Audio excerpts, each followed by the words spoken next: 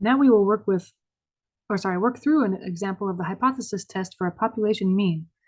In the example, we will provide some explanations that may look familiar. This is intentional. We want to continue to reinforce the logic of the hypothesis test in addition to the steps so that you have a deeper understanding of the statistical inference. So now we'll look at the example of cell phone data. Cell phones and cell phone plans have very expensive. They're always expensive, of course, no matter which plan you get. So consumers must think carefully when choosing a cell phone and a service. This decision is as much about choosing the right cellular company as it is about choosing the right phone. Many people use the data/internet capabilities of a phone as much as, if not more than, they use voice capability. The data service of a cell phone company is therefore an important factor in the decision. In the following example, a student named Melanie from Los Angeles applies what she learned in her statistics class to help her make a decision about buying a data plan for her smartphone. Melanie read an advertisement from the cell phone giants, CPG for short. And yes, we're using a fictitious company name. That's not a real company, but just we don't want to endorse or say any bad things about certain companies. So we're just making them up. That she thinks is too good to be true.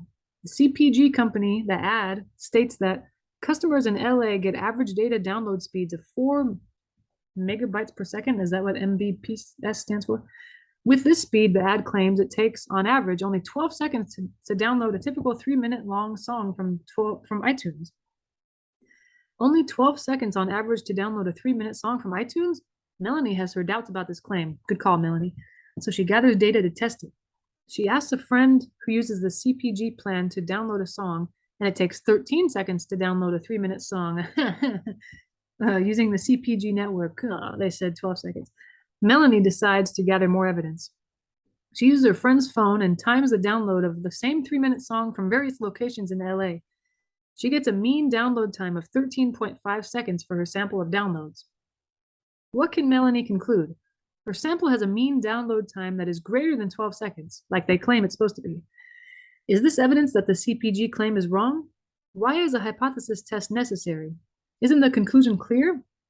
It seems like it should be, right? Let's review the reason Melanie needs to do a hypothesis test before she can reach a conclusion.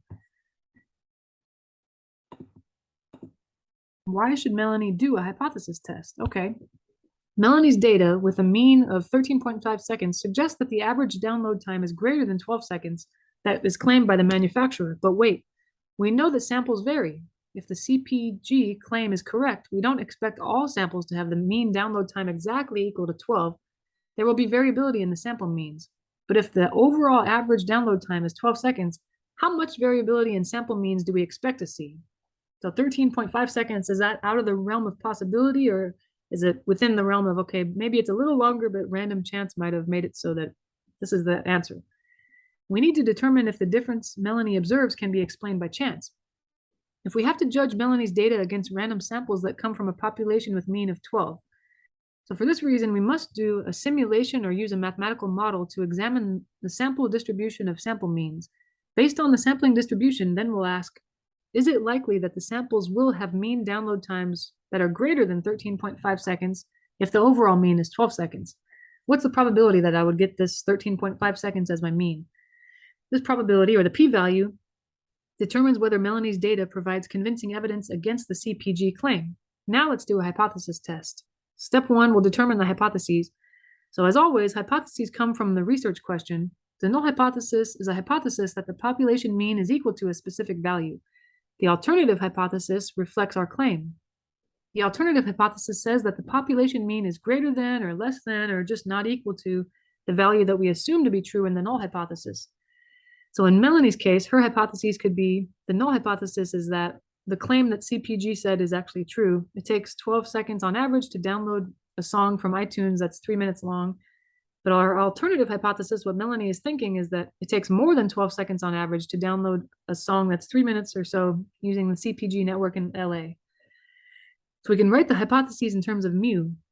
When we do so, we should always define mu. Mu here is the average number of seconds that it takes to download Melanie's song to the CPG network in Los Angeles. So just in case there's someone reading this and they're just seeing your symbols, they're saying, well, what the heck is mu? Well, now we know we've defined it. Here, mu is the average number of seconds it takes to download. So the null hypothesis is that mu is equal to 12. That's what they're claiming, that the average time it takes is 12, equal to But it seems like from what Melanie is seeing, when she downloads all these songs or her friend downloads these songs, it's taking longer than 12. So we're thinking the mean time is actually greater than 12. At this point, now it's time to collect some data. The data she collected is only a few downloads, so we need to do a little bit more testing and maybe more samples. So now we'll collect the data to conduct a hypothesis test. Melanie, she knows that she has to use a t-model of the sampling distribution. She thinks ahead to the conditions required, which helps her collect a useful sample. Recall the conditions for the use of a t-model. There is no reason to think that download times are normally distributed. They might be, but this isn't something Melanie could know for sure. I think previous examples we saw had, body weight, that's always normally distributed. The height of people is normally distributed. Just kind of different dimensions on people is usually normally distributed. But something like this, there's not a lot of research and we don't really know if it is or not. So we would need the sample to be large, and the number that we've seen before as the cutoff is 30 or more. The sample has to be random. Melanie decides to use one phone, but randomly selects days, times, and locations in Los Angeles. That's pretty random. Then she collects a random sample of 45 downloads, so definitely bigger than 30. That's good. By using her friend's phone to download her song from iTunes according to the randomly selected days, times, and locations. Melanie's sample size of 45 downloads has an average download time of 13.5 seconds. Yet again, the standard deviation for the sample is 3.2 seconds. So that standard deviation is definitely going to affect whether we can reject the null hypothesis or not. It kind of determines if 13.5 seconds is far enough away from what we think is the mu in the null hypothesis, 12. Is that far enough away? Well, we'll see. This will definitely affect it, the standard deviation. Now Melanie needs to determine how unlikely it is that this data can happen if the CPG's claim is actually true.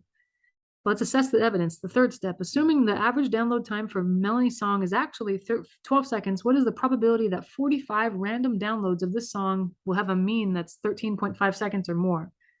This is a question about sampling variability. Melanie must determine the standard error. She knows the standard error of random samples of the means is, sorry, you can't see that, is sigma over n. Let's see, yeah. Sigma over n. Okay, so since she has no way of knowing the population standard deviation, Melanie just uses the sample standard deviation, figuring that it's probably about, or fairly close to the population standard deviation, sigma, as an approximation. Therefore, Melanie approximates the standard error of all sample means with n equals 45 to be s over the square root of n. We said that the sample standard deviation is 3.2 over the square root of n. The number of sample items is 45. And that comes out to about 0.48. Okay, now she can assess how far away her sample is from the claimed mean in terms of standard errors. That is, she can compute the t-score of her sample mean. So let's look down at that. We can kind of focus on that here.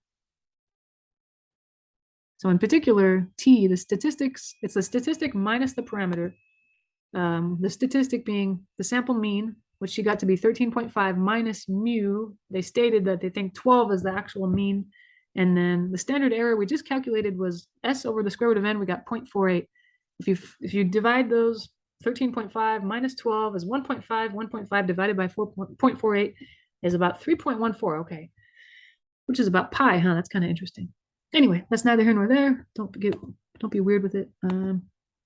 Okay. So the sample mean for Melanie's random sample is approximately 3.14 standard errors above the overall mean 12. We know from previous experience that a sample mean this far above mu is very unlikely. With a t-score this large, the p-value is very small, as we've seen in previous modules. We use the t-model applet with 44 degrees of freedom. Remember, the degrees of freedom is n minus 1, is equal to n minus 1. In this case, n is 45 minus 1. That's where they got 44. We want the probability that the sample mean is greater than 13.5. This corresponds to the probability that t is greater than the t-value we calculated it to be up here. The applet tells us that the p-value, the area to the right of the tail in the t-distribution, is 0.0015. Below is a picture of the results. So the area is here. It's so small you can't even see it. 0.0015. So you have a 0.15% chance. If you move the decimal over to the right twice, it's not even a 1% chance. It's 0.15% chance. That's crazy. That's not great. The chances of that happening is not great. So now we can state a conclusion as far as the null hypothesis and the alternative hypothesis go. Here's the logic, here the logic is the same as for the hypothesis test. We use the p-value to make a decision. The p-value helps us determine if the differences we see between the data and the hypothesized value of mu is statistically significant or just due to chance. One of the two outcomes can occur. One possibility is that results similar to the actual sample are extremely unlikely. This means that the data does not fit with the results for random samples selected from the population described by the null hypothesis, one in which mu is actually 12. In this case, it is unlikely that the data come from this population. The probability as measured by the p-value is small, so we view this as strong evidence against the null hypothesis. We reject the null hypothesis in favor of the alternative hypothesis. The other possibility is that results similar to the actual sample are fairly likely, which are in other words, not unusual. This means the data fits with typical results from random samples selected from the population described by the null hypothesis. The probability as measured by the p-value is large in this case. So in this case, we don't have the evidence against the null hypothesis. We cannot reject it in favor of the alternative hypothesis. Melanie's data is very unlikely if mu equals 12. Like we saw, the probability is not great. It was move the decimal over here, 0.15% chance. The probability is essentially zero. It's not great. This means that we will rarely see a sample mean greater than 13.5 if mu is actually 12. So we're going to say mu can't be 12. The null hypothesis can't be right. We'll reject it and go with the alternative hypothesis. In other words, the sample provides strong enough evidence that CPG has definitely overestimated the speed of its data download capability.